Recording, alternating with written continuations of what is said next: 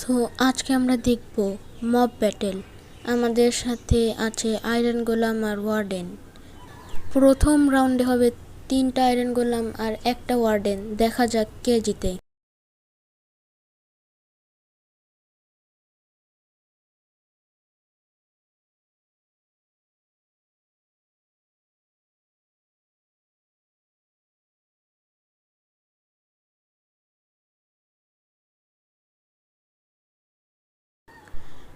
এখন ওয়ার্ডেন চলে এসেছে, দেখা যাক কে জিতে। আমার মনে হয় না আয়রন গোলাম জিততে পারবে।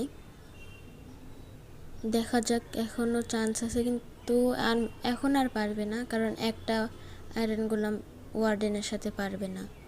প্রথম রাউন্ডে ওয়ার্ডেন জিতলো। সো আমরা দ্বিতীয় রাউন্ড দেখব পরের এপিসোডে। লাইক অ্যান্ড সাবস্ক্রাইব করবেন। দেখা হবে পরের এপিসোডে।